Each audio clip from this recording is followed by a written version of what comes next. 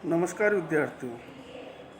आज हम कक्षा 9th भूगोल का अध्याय 2 भारत के भौतिक स्वरूप के प्रश्न उत्तर करेंगे। आपके यहाँ कुछ प्रश्न दिए गए हैं, इनमें सही विकल्प का चयन करना है।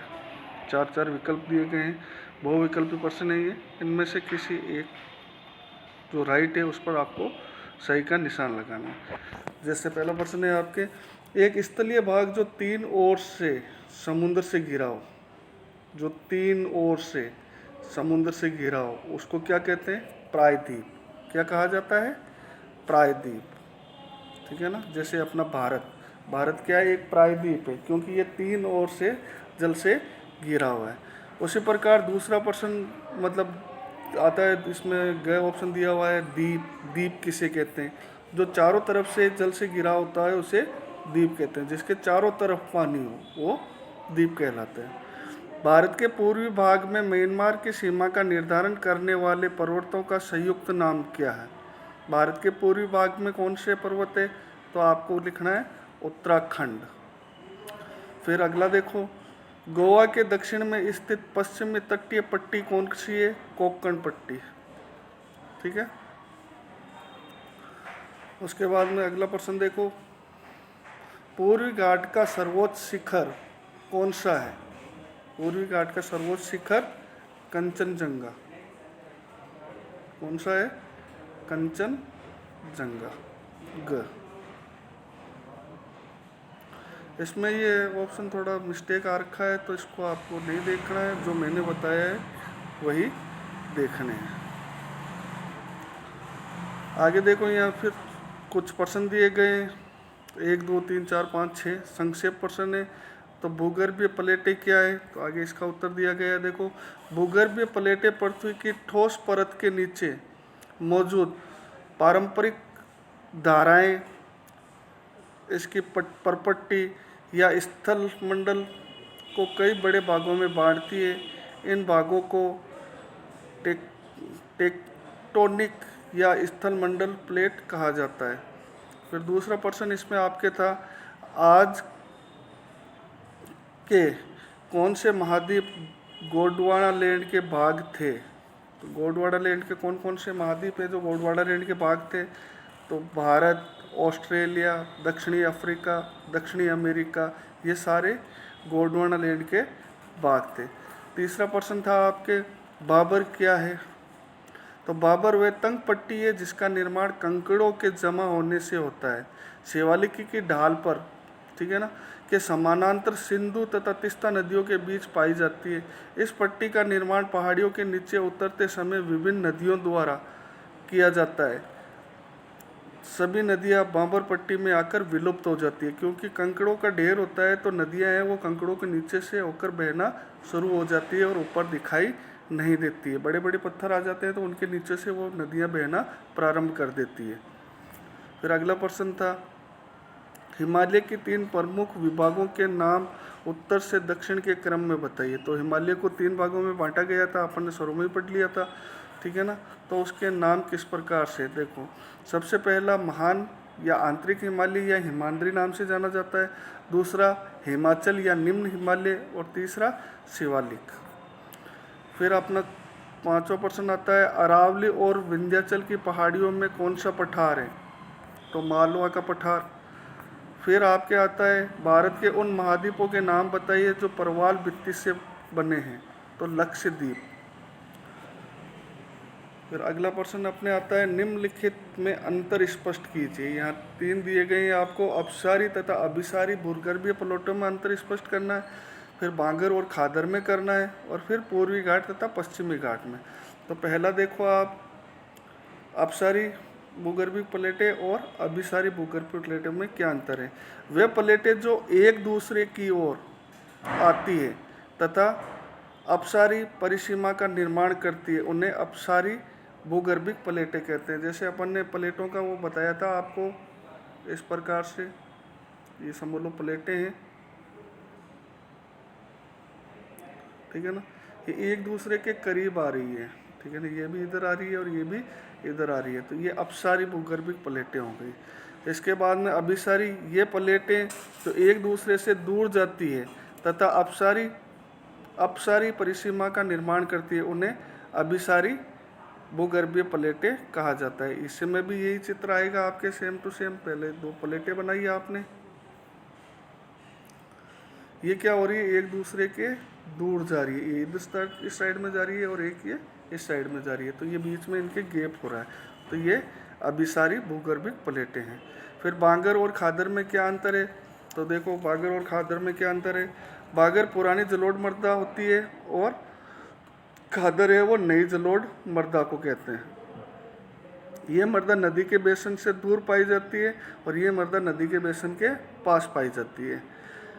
ये भूमि कम उपजाऊ होती है तथा खेती के लिए आदर्श नहीं है, क्योंकि ये पुरानी होती है। जलोढ़ मिट्टी का मैदान, पुराना जो जलोढ़ मिट्टी का मैदान होता है उसे बांगर कहा जाता है, और नवीन जो जलोढ़ मिट्टी का मैदान होता है उसे खादर कहा जाता है। तो यहाँ पर धीरे धीरे ज़मीन है वो कम उपजाऊ रह जाती है, और यहाँ प्रति वर्ष नदियों द्वारा लाकर नई जलोढ़ मृदा बिछा दी जाती है, तो वो उपजाऊ रहता है, तो इसलिए ये ज़्यादा अधिक उपजाऊ रहती है। तो ये मृदा बहुत उर्वर होती है, यहाँ कृषि के लिए आदर्श मानी जाती है।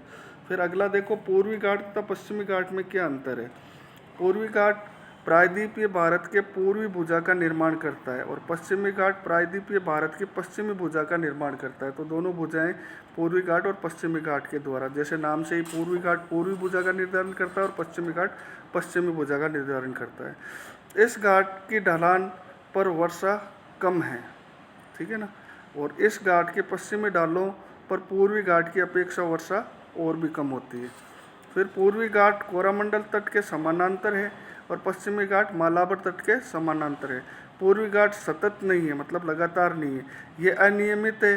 बंगाल की खाड़ी में गिरने वाली नदियों ने इसको काट दिया है, और ये सतत है मतलब लगातार है, तथा इसको केवल दर्रों के द्वारा ही पार किया जा सकता है।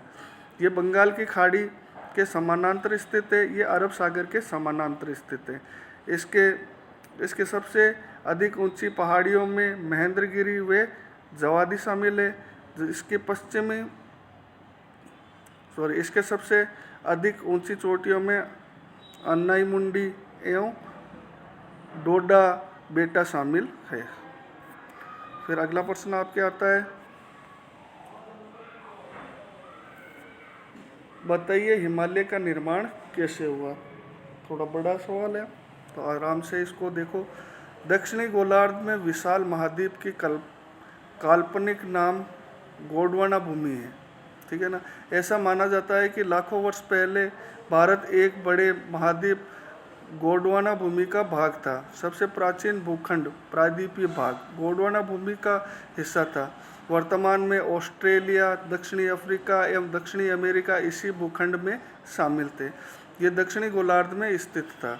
संवहनीय धाराओं के कारण इसकी भूपरपट्टी कई टुकड़ों में टूट गई, जिससे इंडो ऑस्ट्रेलियाई प्लेट गोंडवाना लैंड से अलग होकर उत्तर की ओर सरक गई।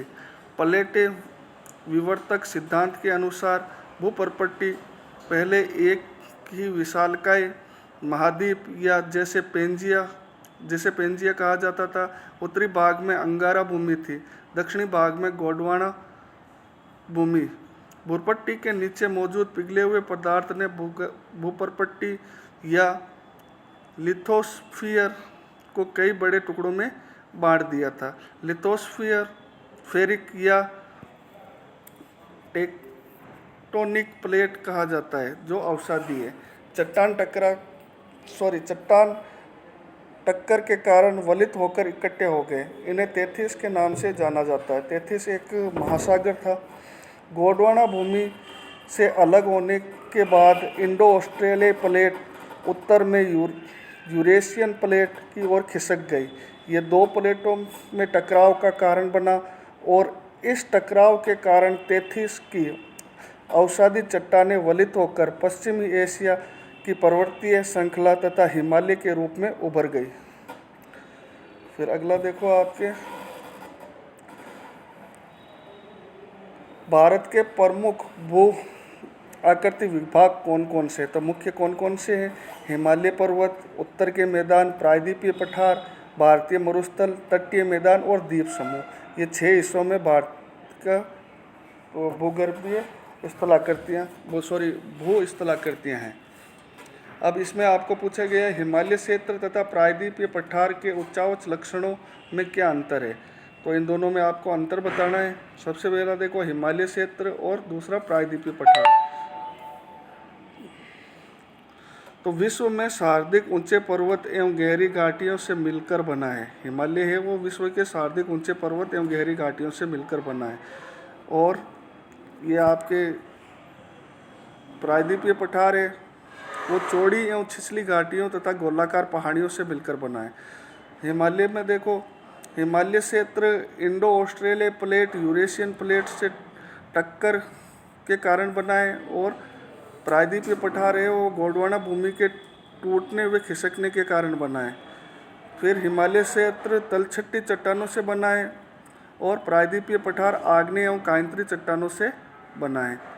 फिर चौथा आपके आता है हिमालय क्षेत्र भूवैज्ञानिक दृष्टि से ये अस्थिर क्षेत्र में आता है और ये भूवैज्ञानिक दृष्टि से स्थिर क्षेत्र में आता है।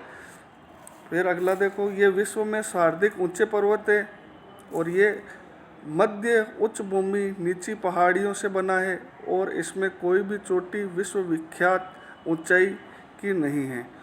फिर अगला देखो हिमालय में बहुत सी प्रसिद्ध नदियाँ निकलती है जैसे सिंधु गंगा और ब्रह्मपुत्र। और इसमें भी प्रमुख नदियाँ निकलती है जैसे नर्मदा व ताप्ती जैसी कुछ नदियाँ प्रायद्वीपीय पठार से निकलती है। फिर अगला देखो ये सिंधु व गंगा के मैदान के सिरे पर बने हुए हैं और ये दक्कन के पठार के सिरे पर बने हुए हैं। फिर इसमें कुछ पर्यटक स्थल भी हैं जैसे शिमला मसूरी दार्जिलिंग नैनीताल आदि पहाड़ी स्थल हिमालय में पाए जाते हैं। यहाँ कोई विख्यात पहाड़ी स्थल नहीं पाया जाता है। इसकी औसत ऊंचाई 6000 मीटर है और इस पठार की औसत ऊंचाई 600 से 900 मीटर है। ये नवीन वलित पर्वत है।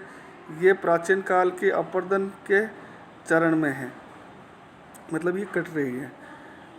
ये बहुत से महाखंड एवं यू आकार की घाटियों से बने हैं। पठार को कई नदियों द्वारा बुरी तरह काट दिया गया है। इनमें बहुत कम खनिज पाए जाते हैं। ये खनिजों के भंडार होते हैं। प्रायद्वीपीय पठार है तो सबसे ज़्यादा खनिज प्रायद्वीपीय पठार में ही पाए जाते हैं। सभी बारहमासी नदियों का उद्गम हिमालय से ही होता है। इन पठारों से निकलने वाली नदियाँ बरसाती होती है। बरसात के मौसम में ही ये नदियाँ चलती है। फिर अगला देखो आप भारत के उत्तरी मैदान का वर्णन कीजिए। तो भारत में जो उत्तर का विशाल मैदान है उसके बारे में बताना है। तो ये मैदान जलोढ़ मृदा से बना हुआ है, ठीक है ना, क्योंकि नदियाँ प्रतिवर्ष यहाँ पर जलोढ़ मृदा बिछा देती है। लाखों वर्षों से हिमालय के गिरिपथों पर एक विशाल बेसिन में जलोढ़ का निक्षेप होने से इस उपजाऊ मैदान का निर्माण हुआ है। ये मैदान 7 लाख वर्ग किलोमीटर में फैला हुआ है। ये मैदान 2400 किलोमीटर लंबा और 240 से 320 किलोमीटर चौड़ा है। समृद्ध मृदा के आवरण, भरपूर पानी की आपूर्ति एवं अनुकूल जलवायु ने उत्तरी मैदान को कृषि की दृष्टि से भारत का अत्यधिक उपजाऊ भाग बना दिया है। इसी कारण यहाँ का जनसंख्या घनत्व भारत के सभी भौगोलिक विभाजनों की अपेक्षा इस क्षेत्र में सर्वाधिक है।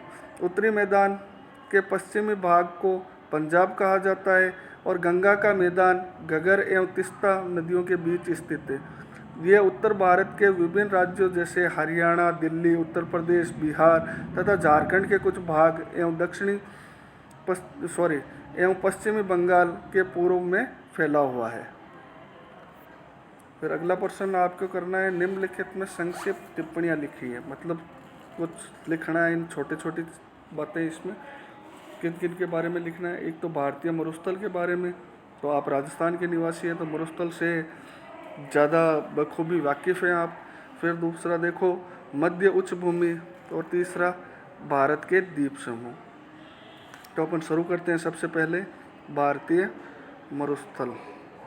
तो भारतीय मरुस्थल को थार के मरुस्थल के नाम से जाना जाता है। जो भारत का मरुस्थल है उसको किस नाम से जाना जाता है? थार का मरुस्थल। और घनी आबादी वाला मरुस्थल भी अपन इसे कह सकते हैं। बाकी जितने भी मरुस्थल है वहाँ पर घनी आबादी नहीं है। और मरुस्थल भी बेटा बताया था मैंने आपको पिछली क्लासों में भी कि मरुस्थल 2 प्रकार के होते हैं। मरुस्थल का शाब्दिक अर्थ क्या होता है?